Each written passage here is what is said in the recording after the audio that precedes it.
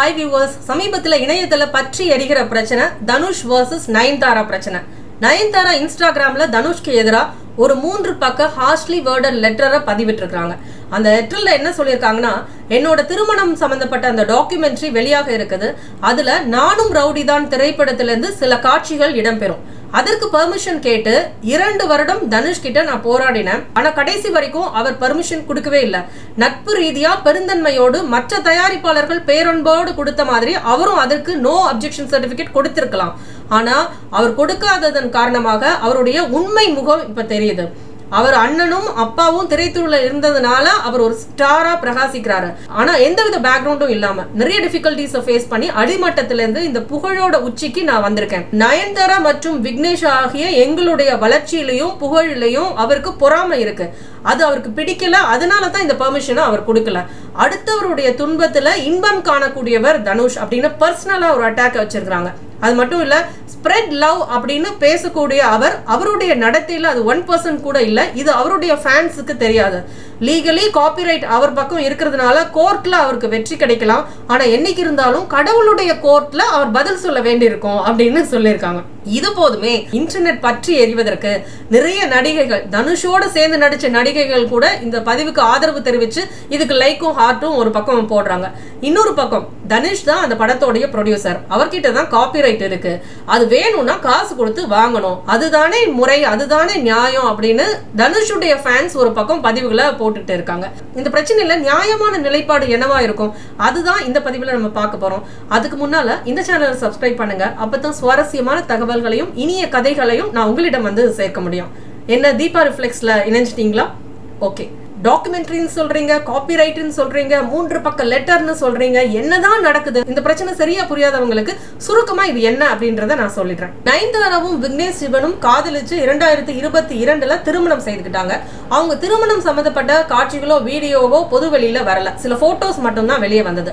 காரணம் என்னன்னா, நயன்தாரா அவங்களுடைய திருமண வீடியோ மற்றும் காட்சிகளை நெட்ஃபிளிக்ஸுக்கு வித்துட்டாங்க. சோ நெட்ஃபிளிக்ஸ் தான் அதை வெளியிடுறதுக்கான உரிமையே பெற்றாங்க. வெறும் திருமணத்தை மட்டும் டாக்குமெண்ட்ரியா தயாரிச்சா அது அவ்வளவு சுவையா இருக்காது என்பதற்காக நயன்தாரா எப்படி இந்த சினி ஃபீல்டுக்குள்ள வந்தாங்க, என்னென்ன டிஃபிகல்டிஸை சந்திச்சாங்க, விக்னேஷ் சிவனோட அவங்களுக்கு காதல் எந்த இடத்துல எப்படி மலர்ந்தது, அந்த திருமணம் எப்படி நடந்தது, அதன் காட்சிகள் என்று ஒரு முழு நீள ஆவண படமா ப்ரொடியூஸ் பண்ணா அது ரொம்ப சுவையா இருக்கும், மற்றவங்களுக்கு உத்வேகமாகவும் இருக்கும்னு நினைச்சு அது ஒரு டாக்குமெண்ட்ரியா ப்ரொடியூஸ் பண்ணி நெட்ஃபிளிக்ஸ் அதை வெளியிட இருந்தாங்க. அந்த டாக்குமெண்ட்ரி படத்தோடைய ட்ரெய்லர் சமீபத்துல வெளியானுச்சு. அந்த ட்ரெய்லர்ல 3 செகண்ட் நானும் ரவுடி தான் அப்படின்ற அந்த திரைப்படத்துல இருந்து ஒரு சில காட்சிகள் அதுல இடம்பெற்றன. காரணம் என்னன்னா, நானும் ரவுடி தான் என்ற ஒரு திரைப்படத்துல தான் நயனும் விக்னேஷ் சிவனும் உண்மையாவே காதலிக்க ஆரம்பிச்சாங்க. அந்த ப்ரொடக்ஷன் செட்ல தான் நயன் சொல்ற மாதிரி அவங்களுடைய இனிமையான தருணங்கள் அமைஞ்சது. அந்த படத்துல நயன் தான் ஹீரோயின், விஜய் சேதுபதி ஹீரோ, படத்துடைய டைரக்டர் விக்னேஷ் சிவன், ப்ரொடியூசர் தனுஷ். ஆகவே அந்த படத்துடைய நியாயமான காப்பிரைட்ஸும் லீகல் உரிமைகளும் தனுஷ் கிட்ட தான் இருக்கு. ஏன்னா அவர் தான் அந்த படத்துடைய ப்ரொடியூசர். அந்த காட்சிகளும், அந்த ப்ரொடக்ஷன் செட்ல இருக்கிற காட்சிகளும், பிஹைண்ட் த சீன்ஸ் காட்சிகளும், அந்த படத்தின் சில பாடல் வரிகளும் இந்த படத்துல இடம்பெற்றா ரொம்ப பொருத்தமாகவும் அருமையாகவும் இருக்கும் அப்படின்னு நயன்தாரா நினைச்சாங்க. நிறைய தயாரிப்பாளர்கள் கிட்ட நிறைய காட்சிகளை அவங்க கேட்கும் போது இவங்களுடைய டாக்குமெண்ட்ரிக்கு வரவேற்பு கொடுத்து பேரன்போடு அவங்க நோ அப்ஜெக்ஷன் சர்டிபிகேட் கொடுத்தாங்க அப்படின்னு நயன் சொல்றாங்க. ஆனா இந்த நானும் ரவுடி தான்ன்றது தான் எங்களுடைய காதலோட ஆரம்ப புள்ளி. ஆனா இதுக்கான நோ அப்ஜெக்ஷன் சர்டிபிகேட் மட்டும் தனுஷ் கிட்ட இருந்து கிடைக்கவே இல்லை. அந்த படத்தின் காட்சிகளை நான் தனுஷ் கிட்ட பெர்மிஷன் கேட்டப்போ 2 வருடம் கேட்டும் அவர் கொடுக்கவே இல்லை அப்படின்னு நயன் அந்த லெட்டர்ல குறிப்பிட்டிருக்காங்க. அது மட்டும் இல்ல, தனுஷ் கூட நான் நல்ல நட்புறவோட தான் இருந்திருக்கேன். நிறைய படங்களுக்கு அவருக்கு ஃப்ரீயாவே கேமியோ ரோல்ல நடிச்சு கொடுத்திருக்கிறேன். அந்த நன்றி காரணமாகவோ இல்ல அந்த நல்லுறவு நட்புறவு காரணமாகவோ அவர் பெருந்தன்மையா இதுக்கு சம்மதிச்சிருக்கலாம். லீகலி கோர்ட்டுக்கு போனா அவருடைய வாதம் செல்லுபடியாகும். அவர்கிட்ட தான் காப்பிரைட் இருக்கு. ஆனா கடவுளின் கோர்ட்ல அவர் பதில் சொல்ல வேண்டியிருக்கும். மனிதம், நட்பு, பெருந்தன்மை சம்பந்தப்பட்ட விஷயம் அப்படின்னு நயன்தாரா கோடிட்டு இருக்காங்க. நயன்தாராவுடைய அந்த டாக்குமெண்ட்ரிக்கு பேரு beyond the fairy tale Nayanthara. அதனுடைய டீசர் பெரும் வரவேற்பு பெற்றது. இந்த தனுஷுடைய ப்ரொடக்ஷன் நிறுவனமான ஒண்டர் பார் இந்த டீசரை பார்த்தோன்னா இதுல 3 செகண்டுக்கு நானும் ரவுடி தான் திரைப்படத்தோட காட்சிகள் இடம்பெற்றிருக்கு. அது நியாயப்படி எங்களோடது, எங்களுக்கு தான் அதுக்கான காப்பிரைட் இருக்கு. எங்ககிட்ட எந்த பெர்மிஷனும் இல்லாம அந்த டீசர்ல அந்த காட்சிகள் வந்தது தவறானது. அதை எடுப்பதற்கான டைமை நான் உங்களுக்கு கொடுக்குறோம். அதை நீங்க எடுக்காத பட்சத்துல 10 கோடி ரூபாய் இழப்பீடு கொடுக்க வேண்டியிருக்கும் அப்படின்னு அவங்க நோட்டீஸ் அனுப்பியிருக்காங்க. இதுல பயங்கரமா காண்டான நயனும் விக்னேஷும் இந்த லெட்டரை வெளியிட்டிருக்காங்க. ஜஸ்ட் 3 செகண்ட் காட்சிக்கு 10 கோடி ரூபாய் என்பது நியாயமா? அதுக்கான பெர்மிஷன் கேட்டும் நீங்க கொடுக்கலையே என்பது அவங்களுடைய ஆதங்கமா இருக்கு. இதுக்கு தனுஷ் சைட்ல இருந்து எந்த ரெஸ்பான்ஸும் வரல. ஆனா வந்த ரெஸ்பான்ஸ் என்ன தெரியுமா? எஸ் குமரன் அப்படின்னு இதுக்கெல்லாம் சம்பந்தம் இல்லாத ஒரு டைரக்டர் அவர் இணையத்துல ஒரு ரெஸ்பான்ஸை இதுக்கு போட்டிருக்காரு. அவருடைய கதை என்ன தெரியுங்களா? அவர் LIC அப்படின்னு ஒரு தலைப்பை ரெஜிஸ்டர் பண்ணி வாங்கியிருக்காரு. அந்த தலைப்புல அவர் ஒரு படம் தயாரிக்கிறதா இருந்தார். ஏன்னா அவருடைய கதைக்கு அந்த தலைப்பு ரொம்ப பொருத்தமானது. ஆனா சில காலத்துக்கு அப்புறம் விக்னேஷ் சிவன் அதே LICன்ற தலைப்புல ஒரு படம் வெளியிட இருந்தார். அப்போ அவர் டைட்டில தேடி போகும்போது இந்த SS குமரன் தான் டைட்டில் இருக்குன்னு தெரிஞ்சுக்கிட்டு அவருடைய மேனேஜர் SS குமரனை கான்டாக்ட் பண்ணி இது எங்க டைட்டில் நீங்க எப்படி வச்சிருக்கலாம் அப்படின்னு கேட்டிருக்காரு. SS குமரன் சொல்லியிருக்காரு, நான் எப்பவோ இதை வாங்கிட்டேன், நியாயப்படி இது என்னுடையது அப்படின்னு போராடி இருக்காரு. ஆனா அவர்கிட்ட எந்த பெர்மிஷனோ பேச்சுவார்த்தையோ இல்லாம விக்னேஷ் சிவன் தொடர்ந்து அவருடைய பட வேலைகள்ல ஈடுபட ஆரம்பிச்சிட்டாரு. விக்னேஷ் சிவனும் நயன்தாராவும் பவர்ஃபுல் கப்பல், அவங்களை எதிர்த்து நம்ம போராட முடியாது அப்படின்றதுனால SS குமரனோட கூட்டாளிகள் அவரை விட்டு போயிட்டாங்க. அவரால் அந்த படத்தை எடுக்க முடியல. இதன் காரணமாக அவருக்கு நிறைய வலியும் மன உளைச்சலும் இருந்தது. இந்த மன உளைச்சலையும் இந்த வலியையும் இந்த தருணத்துல பதிவிட்டு SS குமரன் என்ன சொல்றாருன்னா, உங்களுக்கு இப்ப வலியும் மன உளைச்சலும் இருக்கிற மாதிரி எனக்கும் அதே தான் இருந்தது, அதை நான் எந்த கடவுளுடைய கோர்ட்ல போய் நான் கேட்பேன் அப்படின்னு கேட்கிறாரு. ஒரு எளிய மனிதரா நான் இருக்கிறதுனால உங்களை எதிர்த்து நான் போராட முடியாது அப்படின்றதுனால நான் வாங்கி வச்சு ரெஜிஸ்டர் பண்ணியிருந்த ஒரு டைட்டிலை என்கிட்ட பெர்மிஷனே இல்லாம நீங்க பயன்படுத்திட்டீங்க, இப்ப அதையே இன்னொருத்தர் சொல்லும் பொழுது உங்களுக்கு கசக்குதா அப்படின்னு அவர் கேள்வி எழுப்பியிருக்கிறார். இந்த பிரச்சனையில நம்ம பார்க்க வேண்டிய முக்கியமான கோணங்கள் என்ன தெரியுமா? அறிவுசார் சொத்துரிமை, இன்டெலெக்சுவல் ப்ராப்பர்ட்டி ரைட்ஸ் என்பது உலகளாவிய லெவல்ல இருக்கக்கூடிய ஒரு சட்டம். ஒருத்தருடைய படைப்பு அல்லது அறிவுசார் சொத்துல இன்னொருத்தர் பணம் பார்க்க கூடாது. அடுத்தவர்களுடைய படைப்புல அவங்களுடைய அறிவுல ஏறி நான் சவாரி செஞ்சுட்டு நான் பல கோடி ரூபாய் அதுல லாபம் பார்த்துட்டு போயிட்டே இருக்கக்கூடாது. இதை தடுக்கணும் என்பதற்காக உருவாக்கப்பட்டது தான் இந்த சட்டம். அதனால இது சின்ன பகுதியா பெரிய பகுதியா, சின்ன ஒரு படைப்பா பெரிய படைப்பா, 3 செகண்ட் காட்சியா 30 செகண்ட் காட்சியா என்பது முக்கியமே கிடையாது. இது மற்றொருவருக்கு சொந்தமானது அப்படின்னா நியாயப்படி அவங்கள்ட்ட பெர்மிஷன் கேட்கணும். ஏன்னா ட்ரெய்லர்ல 3 செகண்ட் காட்சி வெளியே வருதுன்னா படத்துக்குள்ள இன்னும் நிறைய காட்சிகள் அந்த படத்துல இருந்து இருக்கலாம், அந்த செட்டுகள்ல இருந்தோ அந்த ப்ரொடக்ஷன்ல இருந்தோ இருக்கலாம். அதுக்கான ப்ராப்பரான பெர்மிஷனை வாங்கினதுக்கு அப்புறம் தான் அந்த நபர் அதை வெளியிட முடியும். நட்பு என்பது வேற, வியாபாரம் என்பது வேற. இப்ப இளையராஜாவுக்கும் SPBக்கும் நெருங்கின நட்பு இருந்தது. ஆரம்பத்துல இருந்து ஒன்னா பயணிச்சு ஒன்னா பாடி தெரிந்தவங்க தான் அவங்க. ஆனா காப்பிரைட் பிரச்சனைன்னு வந்தப்போ SPBக்கும் நோட்டீஸ் போச்சு. இளையராஜாவுக்கும் ரஜினி அவர்களுக்கும் கூட நல்ல உறவு தான் இருக்கு.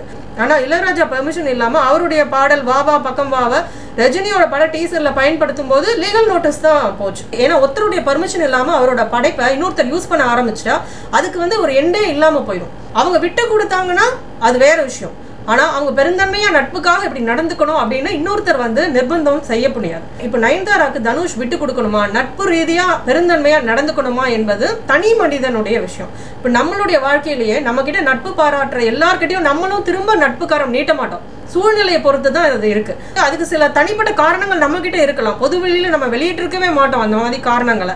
நம்மளுடைய சில கசப்புணர்வு காரணமாகவோ வேறு சில காரணங்களாலோ நம்ம திரும்ப நட்பு பாராட்டாம கூட இருக்கலாம் சில நபர்களோட. அவங்கவுங்க தனி நபர் சம்பந்தப்பட்டது. ஆனா இதெல்லாம் புறம் தள்ளிட்டு நம்ம சில பொது கமெண்ட்ஸை வெளியிட்டுட்டே இருப்போம்.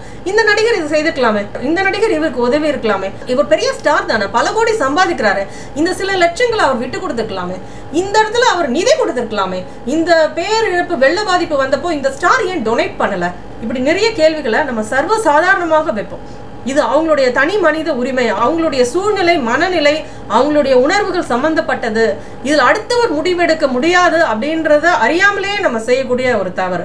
அது மாதிரிதான் நயன்தாராவுக்கு தனுஷ் விட்டு கொடுக்கணும், அவருக்காக இதை செய்யணும் அப்படின்னு அவர் எதிர்பார்த்திருந்தா தனிமையில தான் அதை சந்திச்சு பேச்சுவார்த்தை நடத்தி தான் அதை வாங்கியிருக்கணுமே ஒழிய இப்படி பொது வெளியில நீ பெருந்தன்மையா நடந்திருக்கலாம், உனக்கு நான் ஃப்ரீயா செஞ்சேன் எனக்கே நீ ஃப்ரீயா செய்யல என்பது கேட்பது முறையாகாது. வீட்டுடைய காம்பவுண்ட் வால் அடுத்தவருடைய நிலவத்துல இருந்ததுன்னா அது வெறும் 3 அடியா இருந்தா கூட நம்மளுக்கு அது பாதிப்பு தான், அப்ஜெக்ஷன் தான் தெரிவிப்போம்.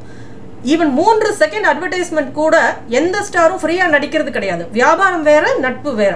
போட்டி நிறைந்த உலகத்துல இருந்தாலும் கூட பெரிய ஸ்டார்ஸா பிரபலங்களா இருக்கிறவங்க அவங்களுக்கு மில்லியன்ஸ் ஆஃப் ஃபாலோவர்ஸ் இருக்கும் பொழுது அவங்க சிறந்த முன்னுதாரணத்தை பப்ளிக் முன்னால வைக்கணும். இப்போ ரஜினி கமலுக்கு இடையில போட்டி கிடையாதா? ஆனா ஒரு இடத்துல கூட கமல் ரஜினி விட்டு கொடுத்து பேச மாட்டாரு.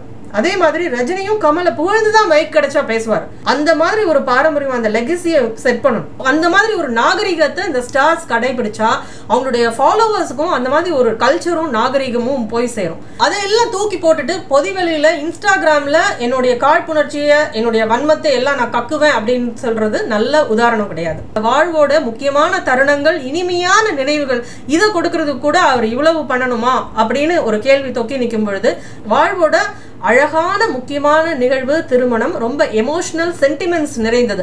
அதை கூட நீங்க நெட்ஃபிளிக்ஸ்ல விற்கணும் தான் நயன்தாரா அண்ட் விக்னேஷ் நினைச்சிருக்காங்க இல்லையா? அதை ஃப்ரீயா யூடியூப்ல விடணும் பார்வையாளர்களுக்குன்னு அவங்க நினைக்கல. பெரிய ஸ்டார்ஸ் ஆயிட்டா நிக்கிறது, நடக்கிறது, திருமணம் செஞ்சுக்கிறது, குழந்தை பெற்றுக்கிறது எல்லாமே காசாக்கணும் அப்படின்னு நினைக்கின்ற உலகத்துல தான் அவங்க இருக்காங்க. அதை நெட்ஃபிளிக்ஸ்ல அவங்க சில கோடிகளுக்கு விற்க தான் செய்திருக்காங்க. அப்போ ஒரு ப்ராடக்ட் விற்கும் போது அந்த ப்ராடக்ட்குள்ள இன்னொருத்தரோட ப்ராடக்ட்டும் ஒளிஞ்சிருக்கு அப்படிங்கும் போது அந்த இன்னொருத்தர் மட்டும் அந்த ப்ராடக்டை ஃப்ரீயா கொடுக்கணும்னு எதிர்பார்க்கிறது எந்த விதத்துல நியாயம்? அது மட்டும் இல்ல, இதுக்கு நிறைய நடிகைகள் சப்போர்ட் இவங்களுக்கு இருந்தாலும் கூட அந்த நடிகைகளுக்கும் தனுஷுக்கும் வேறு பிரச்சனைகள் இருக்கலாம். அதுல அந்த நடிகைகள் பக்கம் நியாயம் கூட இருக்கலாம். ஆனா சிங்கிள் காப்பிரைட் பிரச்சனையை நம்ம பார்க்கும் பொழுது அது எதுவுமே செல்லுபடியாகாது. அது மட்டும் இல்ல, இந்த காப்பிரைட் லாஸ்ல ஃபேர் யூஸ் என்பது ரொம்ப கேஸ் டு கேஸ் பேசிஸ். ஒவ்வொரு கேஸ்லயும் இதை ஃபேர் யூஸா ஒருத்தர் யூஸ் பண்ணிக்கலாமா, யூஸ் பண்ணிக்க கூடாதா என்பது கோர்ட் தான் முடிவு செய்யும். ஆனா பொதுவான காப்பிரைட் லா என்ன சொல்லுதுன்னா, யார் பணம் போட்டிருக்காங்களோ, யார் ப்ரொடியூசரோ, அந்த படைப்பை யார் ஓன் பண்றாங்களோ அவங்களுக்கு தான் அதுல முழு உரிமை இருக்கு. தனுஷ் ஒப்புதல் தெரிவிக்காததும் அவர் பெருந்தன்மையா விட்டு கொடுக்காததுக்கும் அவருக்கு 1000 காரணங்கள் இருக்கலாம். சில காரணங்கள் சொல்லப்பட்டது, அந்த படத்தை எடுக்கும் பொழுது தனுஷ் ஒரு பட்ஜெட் கொடுத்திருந்தாரு, ஆனா விக்னேஷ் சிவனும் நயன்தாராவும் அதை பெரிய பட்ஜெட் படமா இழுத்து விட்டுட்டாங்க. இது தனுஷுடைய லாபத்துல பெரும் பகுதியை தின்று விட்டது. படம் வெற்றி படமா ஆனதுனால எப்படியோ பிரேக் ஈவன் ஆகி நஷ்டம் இல்லாம தப்பிச்சாரு தனுஷ் அந்த நிகழ்வுல அப்படின்னு சொல்லப்படுது. இதெல்லாம் எவ்வளவு தூரம் உண்மை நமக்கு தெரியாது. ஆனா தனுஷுக்கு அதை கொடுக்காம இருக்கிறதுக்கு பல காரணங்கள் அவருக்கு இருக்கலாம். அந்த தனி மனித உரிமையை இந்த சமூகம் மதிக்கணும். ஏன்னா இந்த பஞ்சாயத்து ஒரு திரை மறைவுல நடக்க வேண்டியது, அவங்களுக்குள்ள பேசி தீர்த்துக்க வேண்டிய ஒரு பஞ்சாயத்தை பொதுவெளியில கொண்டு வந்து அசிங்கப்படுத்தினதுக்கான காரணம் என்ன அப்படின்றது நமக்கு தெரியல. அது யோசிக்கும் பொழுது என்ன தெரியுதுன்னா, ஒருவேளை இந்த டாக்குமெண்ட்ரிக்கு இது இன்டைரக்டா ஒரு நல்ல மார்க்கெட்டிங்கா போய் சேர்ந்துரும் அப்படின்றதுக்காக செய்தாங்களோ அப்படின்னு கூட நினைக்க தோணுது. இப்போ மக்கள் பொதுவெளியில பார்க்க வேண்டிய பிரச்சனைகள், மக்களுடைய நியாயமான அக்கறையும் கவனமும் பெற வேண்டிய டிசர்விங் இஷ்யூஸ் நிறைய இருக்கு. அதுல எல்லாம் திசை திருப்பி விட்டு வீணா 2 ஸ்டார்ஸ்க்கு இடையில இருக்கிற ஒரு பர்சனல் பிரச்சனையை இந்த உலகம் ஃபுல்லா விவாதிக்கும் என்ற நிலையில நம்ம கொண்டு வந்து நிறுத்தப்பட்டிருக்கோம். அதனால இந்த பிரச்சனைக்கு அவங்க நினைக்கிற அளவுக்கு மார்க்கெட்டிங் இம்பார்ட்டன்ஸையோ, அவங்க நினைக்கிற அளவுக்கு கவனத்தையோ, இன்டர்நெட்டே பத்து எறிகிற ஒரு சிச்சுவேஷனையோ ஏற்படுத்தாம நம்மளுடைய உண்மையான அக்கறையும் கவனத்தையும் எந்த மக்கள் பிரச்சனைகள் பெறணுமோ அதுக்கு நம்ம செலுத்தினோம்னா சோசியல் மீடியா கூட கரெக்டான பாதையில செல்லும். இது என்னுடைய கருத்து. இந்த பிரச்சனையில உங்களுடைய நிலைப்பாடு என்ன என்பதை நீங்க கமெண்ட் செக்ஷன்ல போடுங்க. தொடர்ந்து சுவாரஸ்யமான பதிவுகளோடும் இனிய கதைகளோடும் பயணிக்க இந்த சேனலை சப்ஸ்கிரைப் பண்ணி கூடவே ஆல் பட்டனையும் பெல் பட்டனையும் அழுத்தி வச்சிடுங்க. அடுத்த பதிவில் சந்திக்கலாம். நன்றி, வணக்கம்.